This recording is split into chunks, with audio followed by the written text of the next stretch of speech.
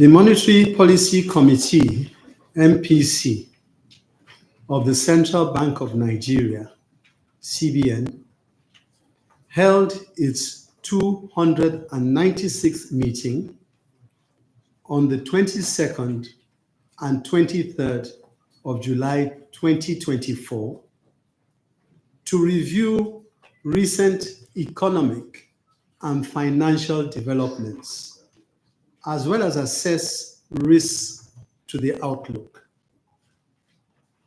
11 members attended the meeting. Decisions of the MPC. The committee's decisions are as follows. 1.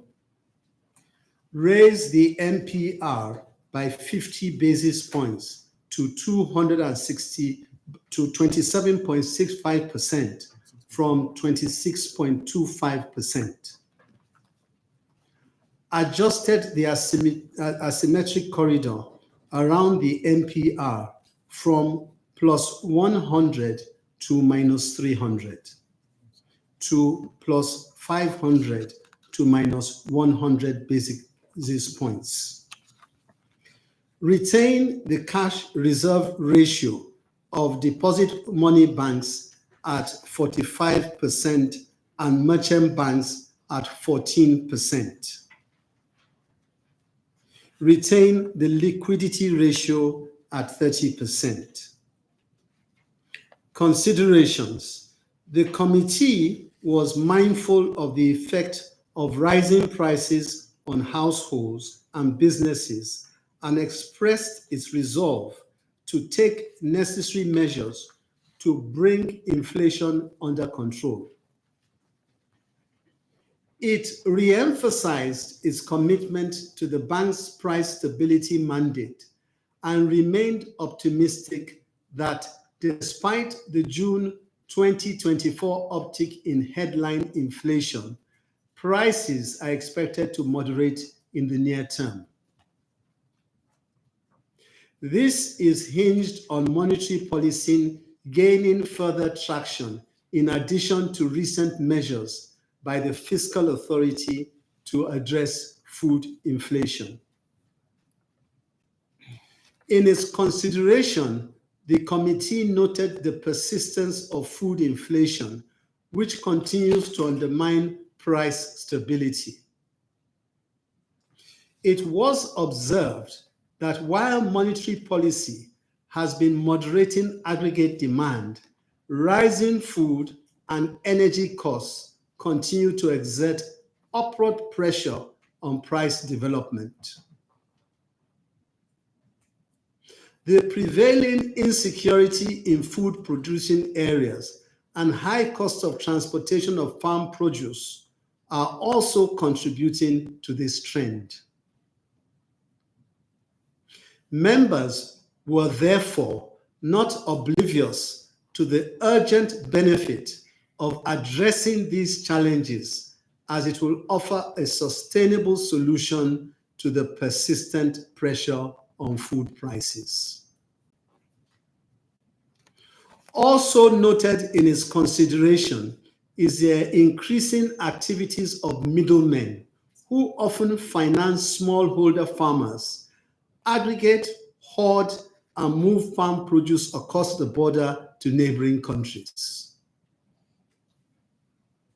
The committee suggested the need to put in check such activities in order to address the food supply deficit in the Nigerian market to moderate food prices. The MPC therefore resolved to sustain collaboration with the Fiscal Authority to ensure that inflationary pressure is subdued. In addition, the committee expressed optimism with the recent stopgap measures by the federal government to bridge the food supply deficit. In particular, the 150-day duty-free import window for food commodities, maize, horse brown rice, wheat, and cowpeas, amongst others, will moderate domestic food prices. It is noteworthy that these measures will not lead to direct injection of liquidity into the economy as to cause further inflation. While the measure is a welcome development and may prove effective in the short run, it is expedient that it is implemented with a defined exit strategy to avert a possible rollback of the recent gains in domestic food production. To support these initiatives, the bank is already engaging development finance institutions like the Bank of Industry, BOI, to ensure adequate support to industries with a focus on small and medium-scale enterprises, SMEs.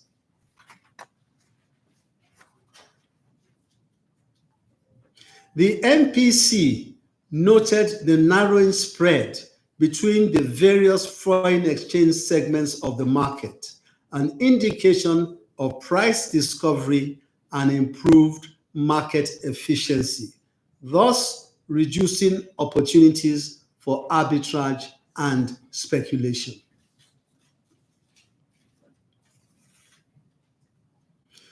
The committee noted that the increase in the level of external reserves would further build confidence for a more stable exchange rate and thus urge the bank to explore available avenues to improve inflows, especially through diaspora remittances.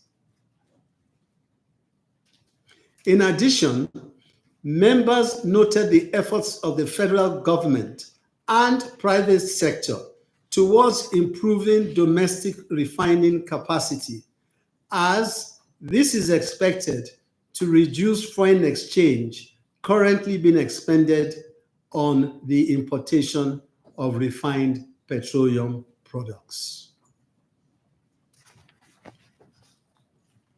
The MPC noted the sustained resilience of the banking system, reflected in improvements of key financial soundness indicators.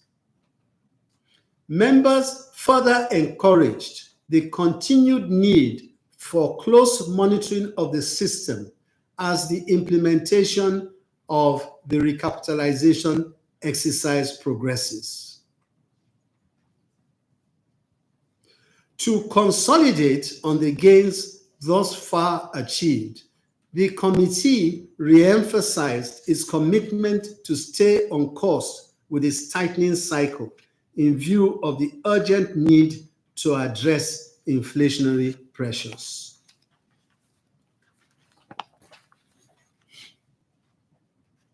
Key developments in the domestic and global economies.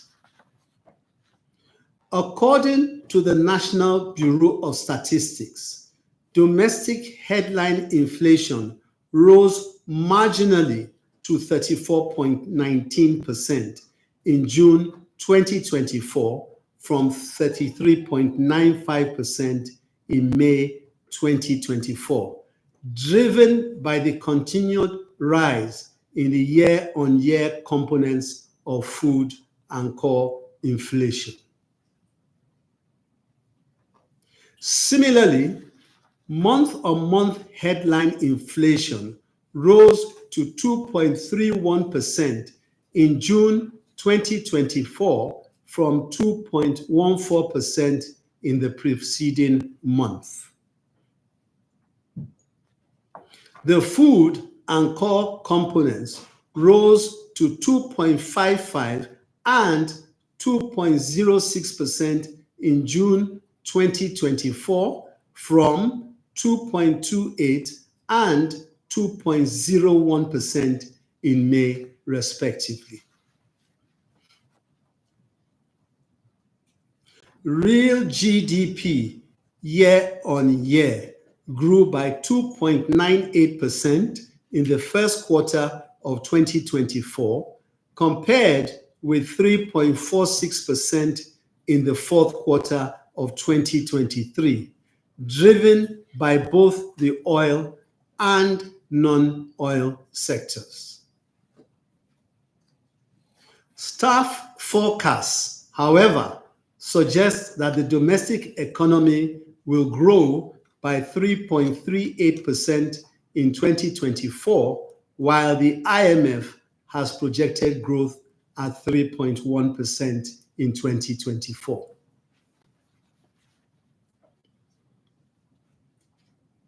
As of July 18, 2024, external reserves stood at $37.05 billion, compared with $34.70 billion as at the end of June 2024.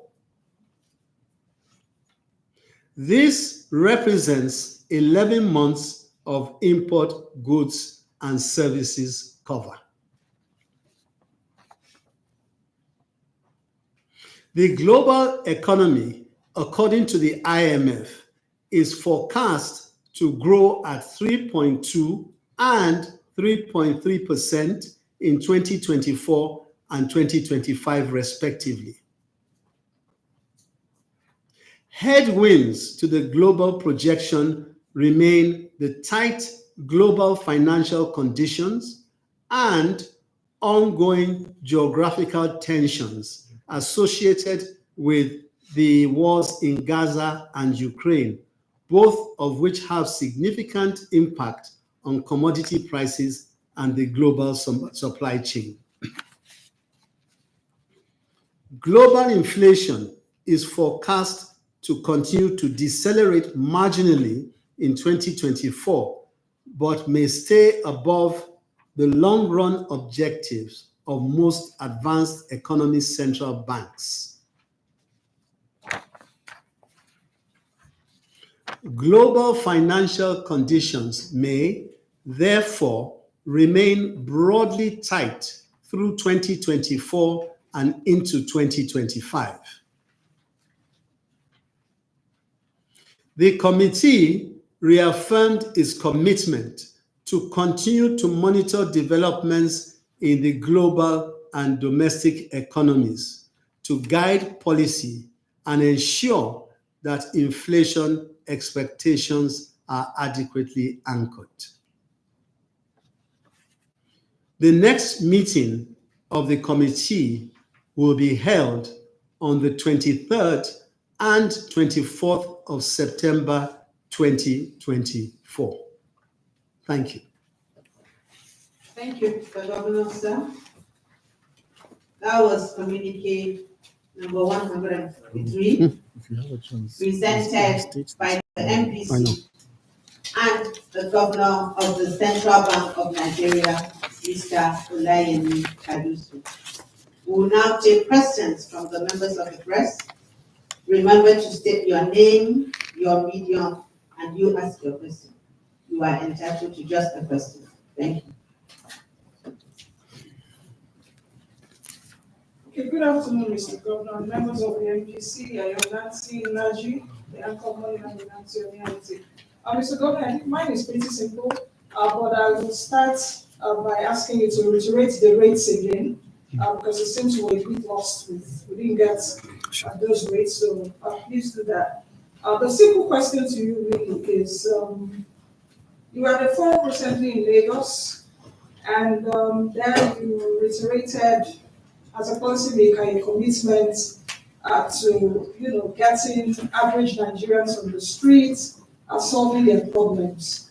But Mr. Governor, we are also on the streets, and many Nigerians are really, that average Nigerian you mentioned, are really now severely hurting from the impacts of inflation. So my question to you is, Nigerians also are questioning and are skeptical about the measures that the central bank is taking will it really address the issue and also fix the problem? So, Mr. Governor, for those watching now, for those listening, I would like you to, perhaps tell Nigerians why this is still. Thank you very much.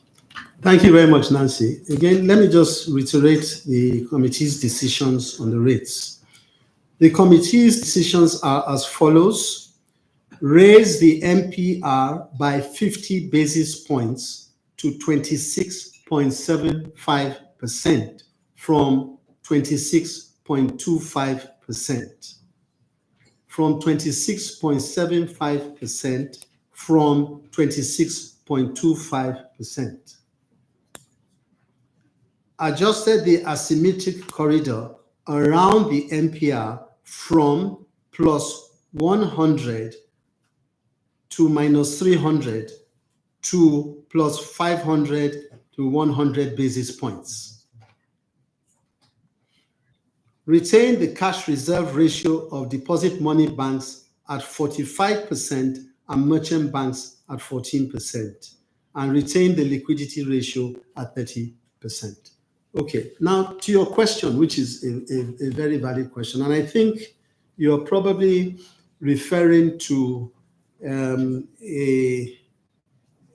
earlier submission. I think it was probably at a business day seminar, I believe, where I said, and really I merely reiterated a position I've always held on to, and that is that as policymakers, indeed specifically as financial and economic policy makers, it is very important that we bear in mind the impact of our policies on the man on the street, on the average man on the street. And why did I say this? Because many times as people in finance, economics, some could be criticized for living in a bubble and being completely disconnected with what happens outside. And from my perspective as a policymaker, that is a failure. Ultimately, if we're doing all the things we're doing and we're not able to impact the man on the street, ultimately, then what do we really say we've been doing?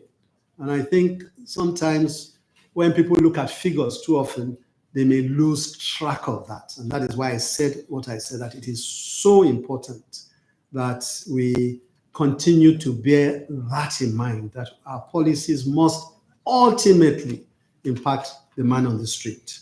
I hear you about the issues you've referred to, Nancy, but I think to adequately address that, it's maybe important to cast our minds back, okay, and ask ourselves, how did we get to where we are today?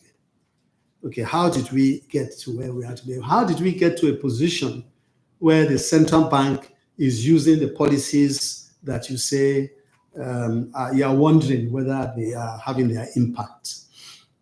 Now, let's not forget that over a period of time, we've had an economy and have failed to diversify that economy. We would argue that the Nigerian economy has basically been a monolithic one in which we've more or less depended on one source of revenue. Now, of course, a monolithic economy has its own risks. And part of those risks, of course, is that if anything happens to your dependency, then the whole system gets shaken. And I guess in many respects, that's part of what we're going through. Part of it, it's not all, it's certainly part of it. Because let's not forget there are global headwinds as well. So it's part of it. And that going forward, we must ensure that we are able to craft policies that are sustainable, okay, and will bring a sustainable method of development for our people. There's no point in policies that are ad hoc and don't really take us to where we want to get to in the long term. Because in the business of policy crafting, we must have the long term in view. You don't have the long term in view, you end up paying for it later. So that's where I was coming from.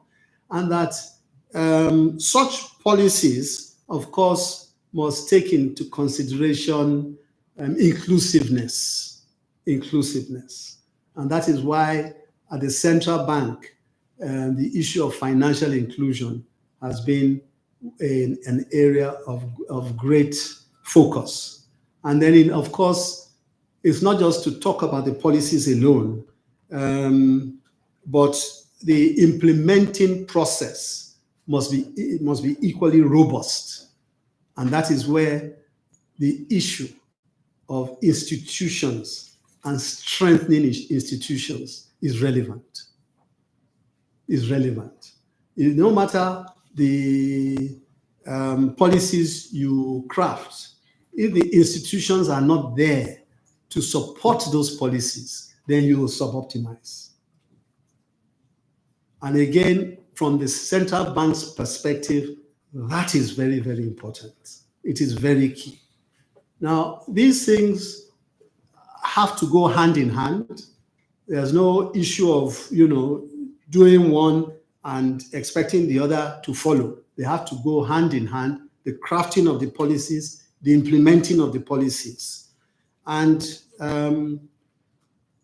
of course, we also have to bear in mind that in the process, given the background I've just mentioned, some of these things, of course, have been with us over a period of time, with the result that the economy has suboptimized.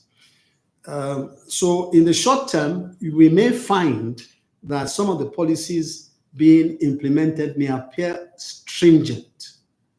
But I can assure you that into the medium and to the long term, definitely they will put us on the path of sustainability, which is important, please. It is very important. And that's why I made reference to it.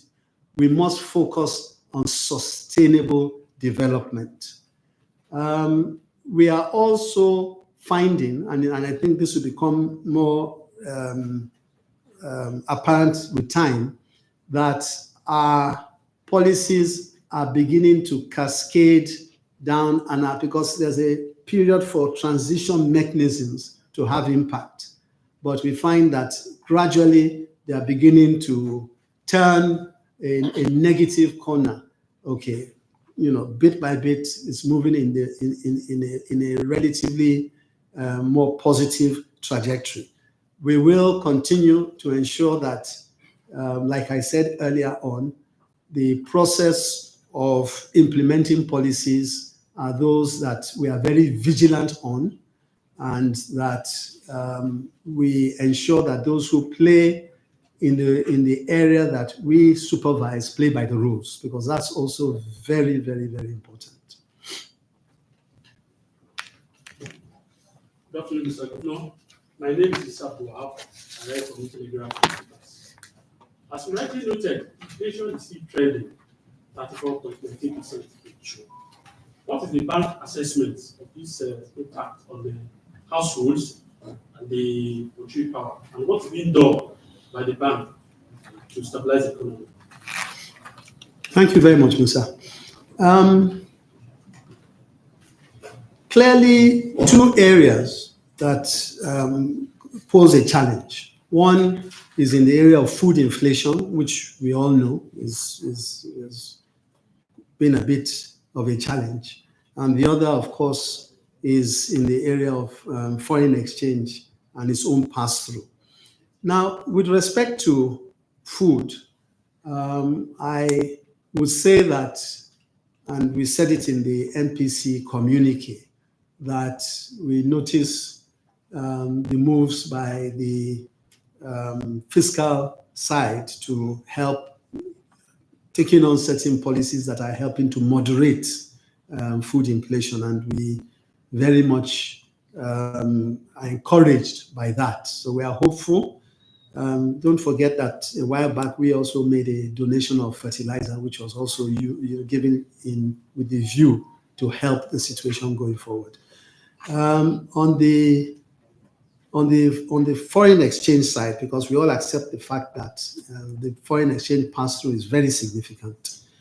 And I'm happy to say that we have seen positive outcomes from the tools that we have been using over the recent past. For example, exchange rate has converged, limiting the opportunities for arbitrage, which is very important. Inflows have increased from 37.93% between January and May 2024 to 38.8%, I beg your pardon, to 38.8 billion. And net inflows, more importantly, actually, grew by 73.4% May 2024, comparing this to May 2023. So that's very good news. And something I speak about all the time on the issue of diaspora remittances. And I'm very pleased to say that as at end of June, this had gone up to $2.34 billion in comparison to $1.58 billion for the corresponding period last year. Capital importation, again, between January and June, $5.92 billion relative to $1.77 billion for the corresponding period last year. So that's all very positive, okay, for foreign exchange management. We've also seen that on the capital markets, policies are having the capital markets responding positively. And of course, the banking sector, we've been very aggressive in giving guidance to the banks with respect to how we want them to position themselves for the future of the $1 trillion economy. Inflation targeting is something that is an ongoing process and which will be giving more and more guidance as we go along. Good afternoon, Mr. Adol. I am James Ebedo with Fiscal. The real sector players are really, having the heat over the continuous hiking interest rates. They have been complaining. I want to ask, sir, are you having any engagement with them in order to, make them see why this is so? Because the way it is now, some of them are even saying that their jobs are threatened and all. Thank you very much. Thank you very much, James. Yeah, the straight answer to your question is yes, we are engaging with them. We've had a number of different fora with them, both in some cases individually and in many cases collectively. And it's something that we will continue to do so to at least explain the reasons why we are taking some of the measures we are taking. However, I think I'll just say one or two things. One is to understand, and these are some of the things that we discuss with the organized private sector, that inflation really and truly is having a major impact on our economy. Purchasing power is getting eroded. People are being pushed into different categories of poverty, and it is in their own interest that we are able to tame the scourge of inflation. If not, the ramifications will also be for them. It's not on the average man alone. It will also be for them. And we understand the need for growth, and we also understand that it is relatively challenging when you have high interest rates. We also understand that. And quite frankly, my belief is that it is so fundamental to the long-term future and stability of our economy that inflation should be brought under control. That in the short term, these are pains which ultimately will be able to help our economy and help the manufacturing businesses as well.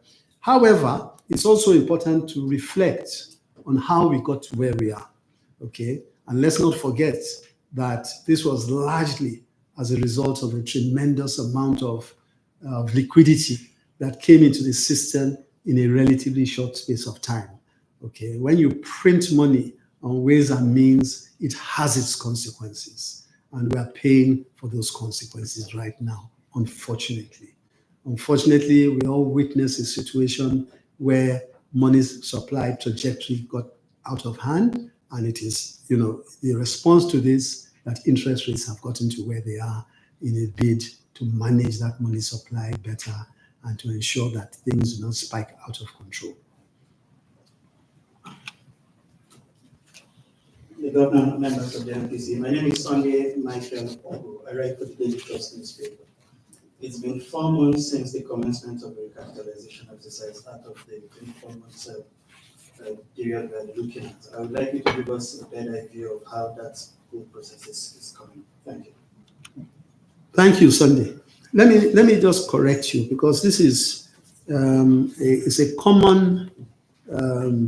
What you just said is a pretty common view, but it is much more than 4 months. You recall that in November of last year at the Chartered Institute of Bankers Forum, I actually did say that we were going to get the banks to recapitalize. I did say that at the time. And that was a very clear signal to the banking industry as to where we are going to go to. Since that time, of course, I think it was March, April, where, the specific numbers were given out, but we are giving more than enough time for the banks to begin the process of putting that in order. And I must also stress to you, Sunday, that unlike many policies that stakeholders may be used to in Nigeria, in this particular case, we've given adequate time, 2 years. So we're telling the banks, don't be in a rush, take your time and ensure that over a 2-year period, you comply with this directive. Okay, so it is considering the importance of this thing and ensuring that we do not push the banks into any kind of stress other than to eventually get to where they should be getting to, especially considering the foreign exchange devaluations and other things, and also giving them enough buffers to absorb shocks. Now, in terms of where do we stand? Well, so far so good. Those who are going out to the market to raise money have begun the process of doing so, and also those who are reporting back to us as to how they are going to do their private raises are also doing the same. So far so good.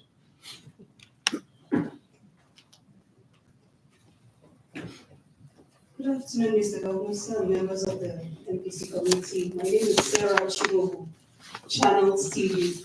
Just to find out what informed your recent policy on dormant accounts, there's been a mixed reaction in the public space. Thank you. Thank you very much, Sarah. Okay, now I think, but I can't be sure, that perhaps some of the mixed reaction could have come from the lack of or misunderstanding between dormant and domiciliary. Okay, this particular directive is with respect to dormant accounts, not domiciliary accounts, dormant accounts. Now, I don't know about you, but over the years, in my experience, what I found personally is that if you leave accounts dormant in banks, sometimes more than when you don't leave them dormant in banks. In fact, most times they are more susceptible to fraudsters copying your identity and trying to game the system to grab hold of your money. Okay, so that is a problem that I think most money banks face. And I'm sure if you've been on the receiving end, I have been, then you know that anything that can protect you in the process from these kinds of predators will be welcome. The policy and the directive is meant to ensure that all those monies come to the central bank for safekeeping. You don't lose your money. You don't lose your money. And it's at zero cost to the beneficiaries. All that will happen is that the central bank will manage the monies within our possession. And when the rightful owner surfaces, the money is returned plus whatever income is accrued to you. And I think this should be a welcome development, even from the naysayers, because at a time like this, we recognize the fact that everybody needs every single penny that belongs to them to accrue to them, and not have a situation where you're putting money in a particular place and essentially end up losing it. Of course, it will create liquidity within the system as well. Thank you so much, Mr. Gordon. I have a question from Zaka Kali, Leadership Newspapers, and I'd like to ask the question on his behalf. He said, Mr. Governor, the common man is suffering. From your vantage point as Governor of the Central Bank of Nigeria, what is your perspective on the outlook of the Nigerian economy? Thank you. Thank you very much to Zaka. Thank you for that question, which is a very valid question and one that we should all be concerned about. Where is this all going to? Especially in an environment where we see that inflation, as we've witnessed today, is, it's still there with us. However, much as inflation is a challenge, we are also seeing some cooling down in inflation. We are seeing some cooling down in inflation. And we expect that as time goes along, that will continue. That will continue and result in a positive trajectory eventually. Again, foreign exchange continues to be a challenge, but I think I've mentioned that we are seeing positive results from the very, very hard work that the central bank has embarked upon over the recent months. Some very, very positive outcomes. I've spoken about the fact that our reserves are being boosted and that relative to last year, we're seeing greater velocity and more inflows coming in, which essentially, in my view, is a question of building back trust and restoring credibility. Because I want to say something here, Zaka. No matter what we do in terms of policies, if we don't have trust and we don't bring back credibility, all those policies will come to very little. So I'm very pleased that at least in terms of the trust deficit that we have had, we are slowly but surely beginning to rise out of it. How do I know this? Apart from the numbers that I've reeled out today, it is also a reflection of what those who make it their business to follow the developments of banks, central banks, world economies are all coming out to say, yes, central bank is on the right trajectory and the Nigerian economy is on the right trajectory. I'll be concerned if that wasn't the case. I'll be very, very, very concerned if we found ourselves going on the opposite direction in terms of the different macroeconomic policies. Some of the other things, debt to GDP, tax to GDP, those are all things that are being fixed from the fiscal side, and we see the efforts that are being made, which both the fiscal and the monetary collaborate. I'm convinced that barring any unforeseen circumstances, and I must say, in saying this, I must also say that CBN, extra vigilant. We will not go to sleep on our responsibilities. We will not. But to emphasize that the collaboration between the fiscal and the monetary side, continuing in the way and strengthening the handshake across both sides is, I'm confident, will take us to a much, much better place where the building blocks will be there and the growth which the organized private sector rightly talk about, they'll find they will have a solid foundation on which to grow the economy of this country. Thank you very much. Thank you very much, Governor, sir. Members of the press, this brings to conclusion the press briefing for today. Thank you very much for coming, and see you in September. Thank you. Thank you. I hope I clarified it properly next time.